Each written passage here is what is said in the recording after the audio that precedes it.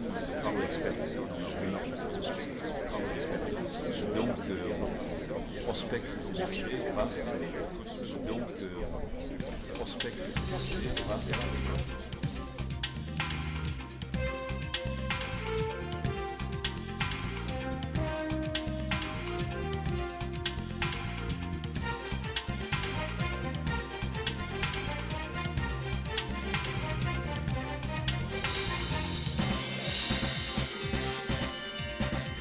Bonsoir, et bien maintenant nous allons vous montrer l'année écoulée, l'année 2008.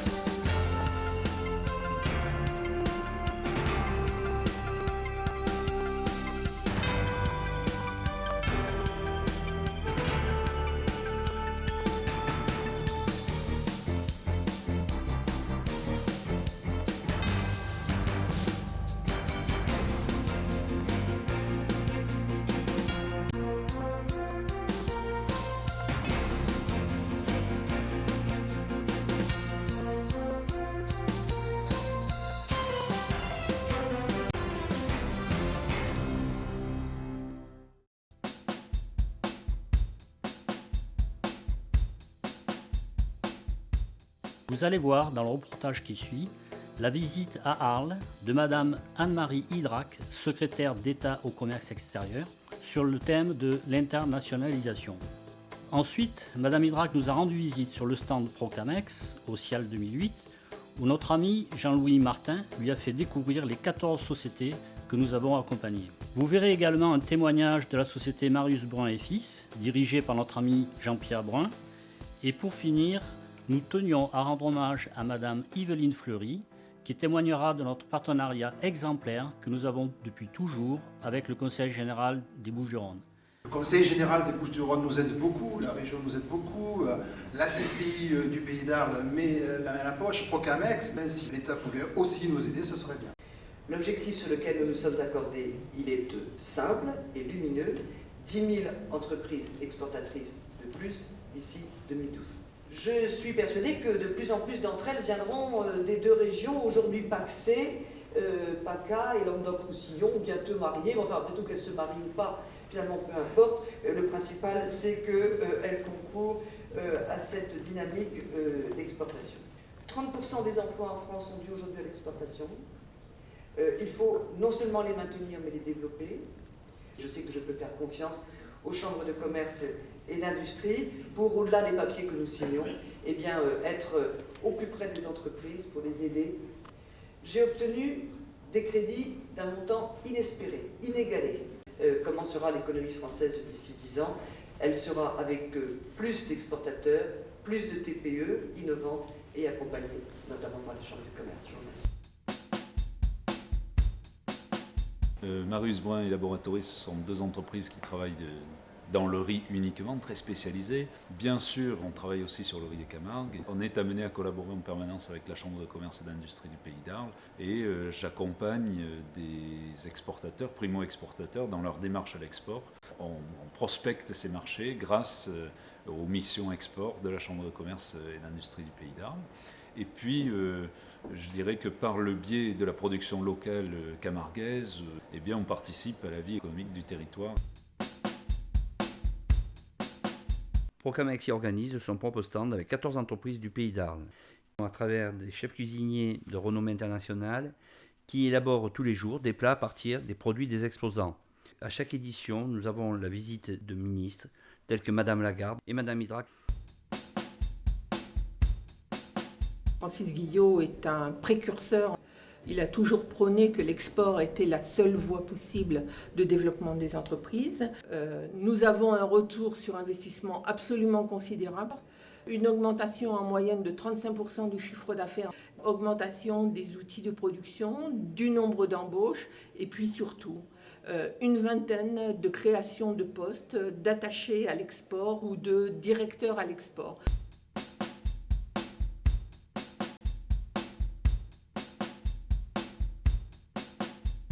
Quels sont les outils d'aide à la création d'entreprises? Quelles sont les nouvelles donnes concernant l'urbanisme commercial? Quelles sont les aides apportées aux commerçants par le FISAC? Quelques témoignages qui vous donnent les réponses à ces questions.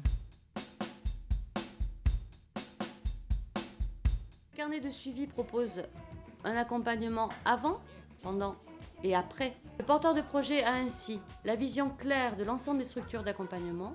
Le carnet va retracer l'ensemble des rendez-vous qu'aura eu le porteur de projet. Il a été distribué dans toutes les structures conseils, chez toutes les structures d'accompagnement de tout demandeur d'emploi, porteur de projet, bref, tous ceux qui rencontrent un porteur de projet, mais aussi dans les 36 mairies du Pays d'Arles.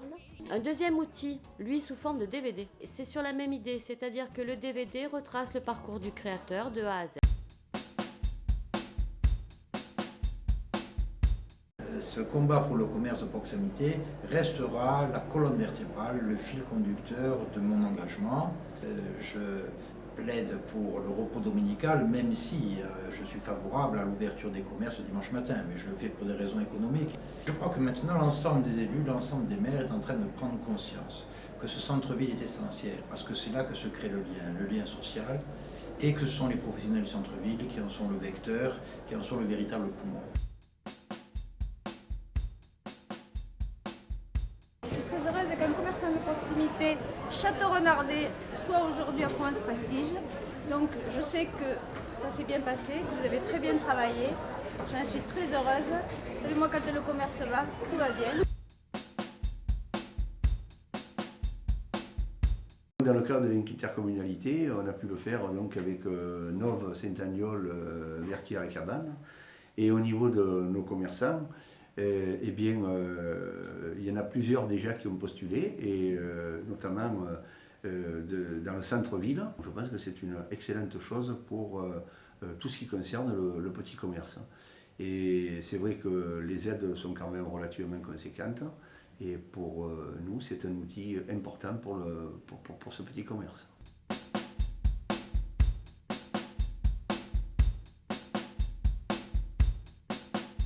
La délégation industrie a été très active en 2008 et j'ai choisi de vous présenter 4 séquences de sociétés choisies parmi toutes ces entreprises performantes dont regorge le Pays d'Arles. La première est la société Anaphore. La seconde, la société Harmonie. La troisième, la société Accastillage Diffusion. Et la quatrième, la société CTV. Et maintenant, place à l'image. Nous sommes une société éditrice d'un logiciel qui est en fait un progiciel de gestion d'archives. On a installé à peu près la moitié des services d'archives en France. On avait besoin d'un outil beaucoup plus solide, et donc on s'est adressé tout naturellement à la Chambre de commerce, et nous avons eu un accompagnement qui a réellement dépassé nos attentes, puisque maintenant c'est vrai qu'on nous félicite toujours autant pour notre site. On a mis en place un système centralisé, mais en même temps c'est vrai qu'on ne savait pas trop comment le gérer. On a eu aussi recours à la Chambre de commerce pour avoir un stagiaire qui puisse se pencher sur le problème, parce que clairement on n'a toujours pas le temps. La société elle a été créée en 2002, on s'est retrouvé à manquer de place.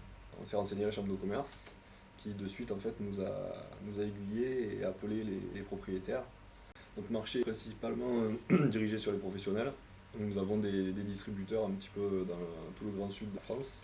Nos relations avec la Chambre de commerce aujourd'hui, c'est beaucoup d'informations sur tout ce qui est marché, et puis beaucoup de conseils.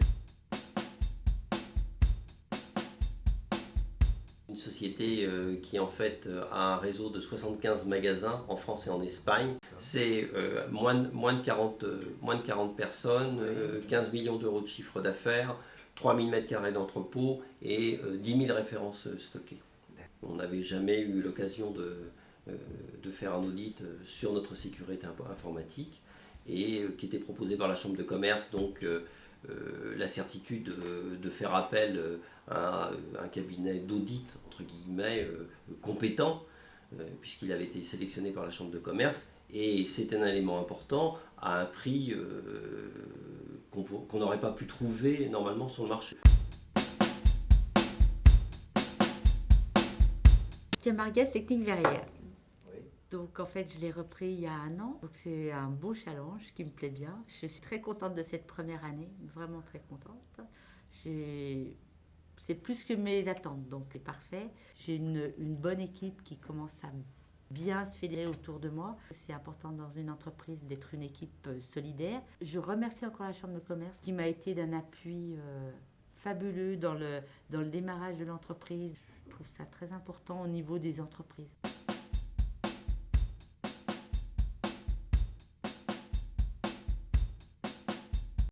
Au travers des témoignages qui suivent, que ce soit dans le domaine de l'apprentissage, de la formation continue ou de Supinfocom, la formation reste un outil indispensable.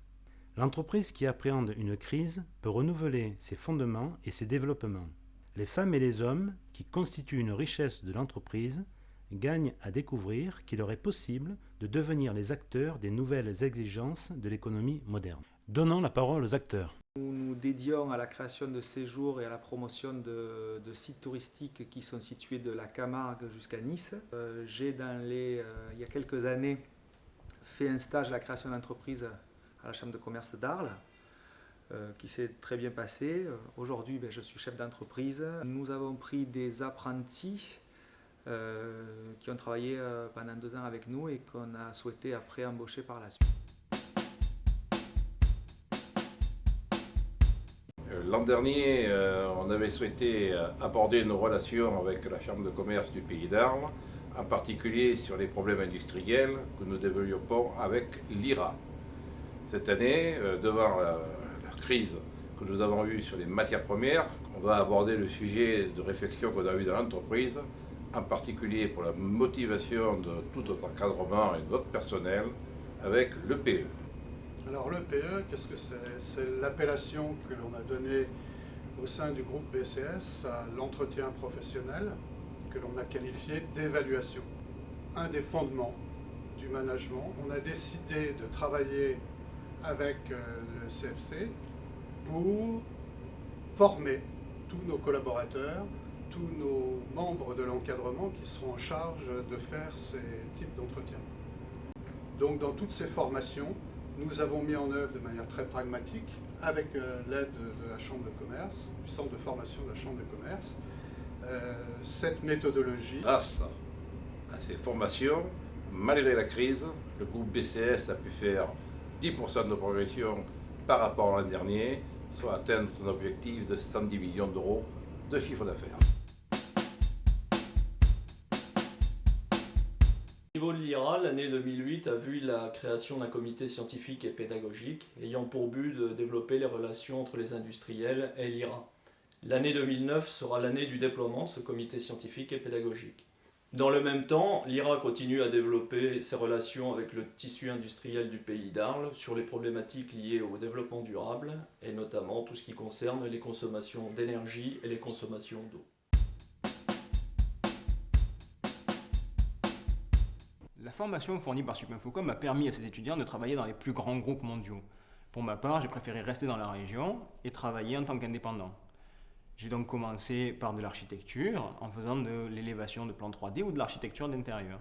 Puis j'ai été rejoint par Thomas Jusiano, un ancien camarade de Supinfocom, avec qui nous avons associé nos compétences et notre créativité. Nous avons pu rendre accessible la 3D aux entreprises locales. Nos clients vont donc maintenant de la PME jusqu'à des entreprises comme SFR, De Dietrich ou ProNatura. C'est vrai que sans l'initiative de la CCI d'accueillir Supinfocom, on serait certainement très loin de notre belle région.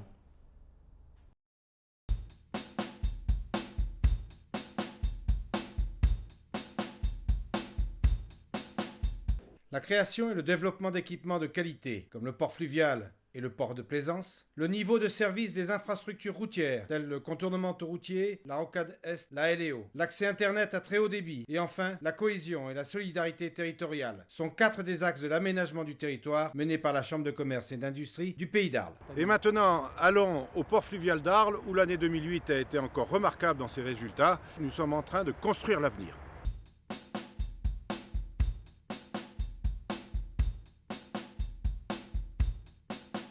Je suis responsable de production sur le site de Sud Engrais Distribution, qui est une entreprise basée en face du port fluvial d'Arles.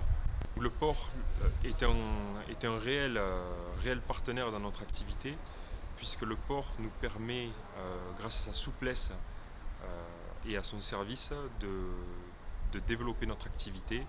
Et nous envisageons d'ailleurs de construire un nouveau bâtiment à proximité de la zone portuaire qui nous permettra de encore sécuriser nos approvisionnements en termes d'engrais et peut-être développer avec le port fluvial une activité céréale.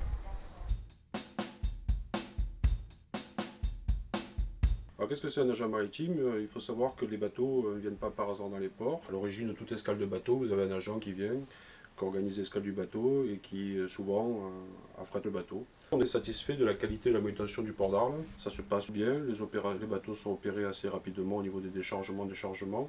On a quand même le sentiment, nous, en qualité de courtier d'agent maritime, qu'il y a des investissements permanents d'année après année et que ça nous facilite les possibilités qu'on peut avoir d'inciter des armateurs et des affréteurs et des représentants de cargaison à venir s'installer sur le port d'Arles. L'aménagement du territoire est un domaine très vaste. Je vous propose ce soir d'aller faire un petit tour sur notre territoire. Nous rencontrons M. Vulpian, maire de Saint-Martin-de-Crau, qui nous parlera de l'extension de sa zone industrielle. Nous reviendrons sur Arles avec M. Schiavetti, maire d'Arles, qui nous parlera du projet du port de plaisance auquel la Chambre de commerce s'est associée pour l'étude et le développement de ce projet. Derrière moi, il y a 300 000 mètres carrés déjà d'installés, de construits depuis 5 ans, avec 2300 emplois. Et à terme, il y aura effectivement 1 million de mètres carrés de construction avec tous les terrains qui sont autour de nous en fait, qui vont être construits. On vient nous déposer 60 000 mètres carrés derrière moi. On va me déposer avant le mois de mars, juste derrière vous, 210 000 mètres carrés en tout. Donc c'est vrai, c'est une deuxième phase de l'extension de Saint-Martin qui repart avec, bien sûr, toujours de la logistique. On a 300 000 mètres carrés et 2300 emplois. Et la possibilité de 700 000 mètres carrés en plus, on compte 30 à 40 emplois à l'hectare, ça fait 2500 à 3000 emplois supplémentaires. Alors la CCI, en dehors de l'autoroute de l'aviation, c'est notre partenaire historique. Ça se continue maintenant avec et la mairie d'Arles, bien évidemment, avec la déviation qui va se faire sur Arles. C'est vrai qu'on est arrivé à avoir des avantages. Les Saint-Martinois qui iront sur Arles ne paieront pas l'autoroute, ce qui est actuellement le cas d'ailleurs. Les 3 échangeurs de Saint-Martin ont été préservés. La liaison Est-Ouest, assurant le lien entre les autoroutes A8 et A9, soutiendra la croissance de l'économie du nord du pays d'Arles, notamment les filières logistiques et agroalimentaires. La déviation de Rognona et le franchissement de la Durance permettront dès 2009 d'accéder en moins de 5 minutes à la gare TGV depuis le centre de Rognona ou de Châteaurenard. Nous sommes sur la presqu'île du Cirque romain où a été créé le musée départemental de l'art antique et sur lequel nous avons la possibilité de développer un port de tourisme fluvial. Nous avons pensé créer avec la Chambre de commerce et d'industrie du pays d'Arles un syndicat mixte, un établissement public local qui permet d'aménager et de créer ici 600 anneaux qui permettront de développer ce projet. Et avec le président du conseil régional, nous essayons de bâtir ce projet en prenant